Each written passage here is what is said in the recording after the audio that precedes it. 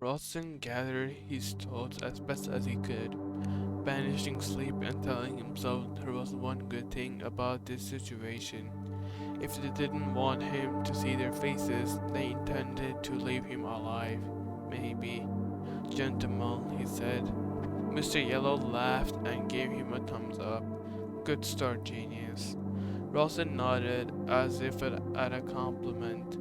He glanced at the bedside clock, saw it was 2:15 in the morning, then looked back at Mr. Yellow, who might be the leader.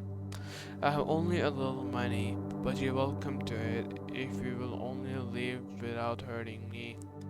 The wind gusted, rattling autumn leaves against the west side of the house.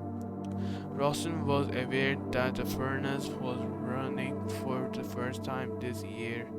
Hadn't it just been summer? According to our info, you got a lot more than a little. This was Mr. Red. Hush.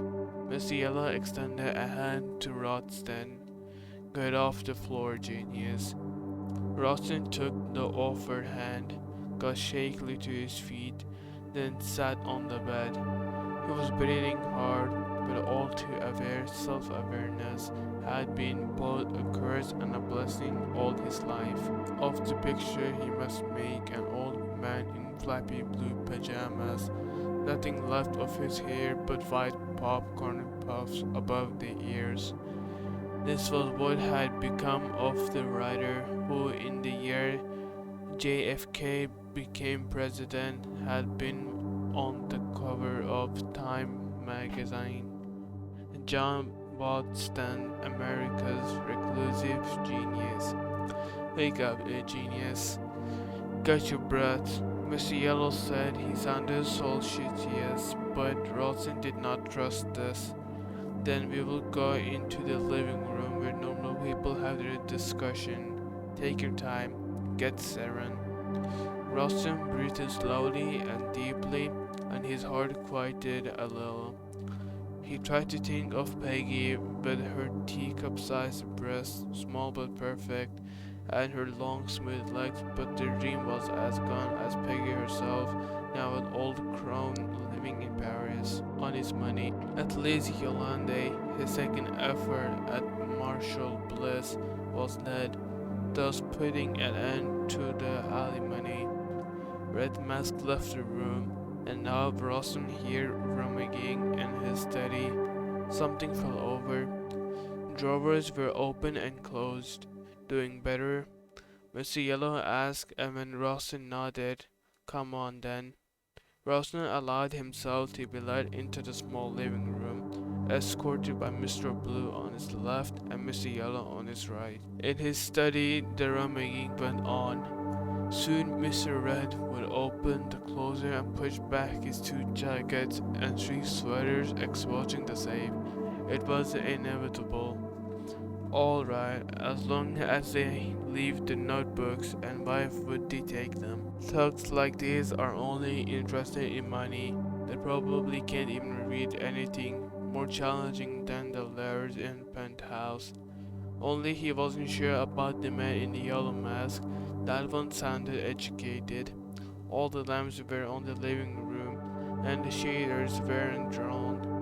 Wakeful neighbors might have wondered what was going on in the old writer's house. If he had neighbors, the closest ones were 2 miles away on the main highway. He had no friends, no visitors. The occasional salesman was sent packing. Russell was just that peculiar old fella, the retired writer, the hermit. He paid his taxes and was left alone. Blue and Yellow led him to the easy chair facing the seldom watched TV, and when he did and immediately said Mr. Blue pushed him into it. Easy, Yellow said sharply, and Blue stepped back a bit, mustering. Mr. Yellow was the one in charge. All right. Mr. Yellow was the wheel dog. He bent over Ralston, hands on the knees of his corduroys. Do you want a little splash of something to settle you? If you mean alcohol, I quit 20 years ago. Doctor's orders. Good for you. Go to meetings? I wasn't an alcoholic, Rawson said, nettled. Crazy to be nettled in such a situation, or was it? Who knew how one was supposed to react after being yanked out of bed in the middle of the night by men in colorful ski masks? He wondered how he might write such a scene and had no idea. He did not write about a situation like this. People assume any 20th century white male writer must be an alcoholic. All right, Mr. Yellow said. It was if he were placating a grumpy child. Water. No thank you. What I want is for you three to leave, so I'm going to be honest with you. You wonder if Mr. Yellow understood the most basic rule of human discourse. When someone says they're going to be honest with you, they are in most cases preparing to lie faster than a horse can trot. My wallet is on the dresser in the bedroom. There's a little over $80 in it. There's a ceramic teapot on the mantel. He pointed. Mr. Blue turned to look, but Mr. Yellow did not. Mr. Yellow continued to study Roxton, the ant behind the mask almost amused. It's not working, Roxton thought, but he persevered. Now that he was awake, he was pissed off as well as scared, although he knew he do well not to show that. It's where I keep the housekeeping money, $50 or $60. That's all there is in the house. Take it and go. Fucking liar, Mr. Blue said. You got a lot more than that, guy. You know, believe me. As if this were a stage play and that line his cue. Mr. Red yelled from the study. Bingo, found a safe. Big one. Rawson had known the man in the red mask would find it, but his heart sank anyway. Stupid to keep cash, there was no reason for it other than his dislike of credit cards and checks and stocks and instruments of transfer.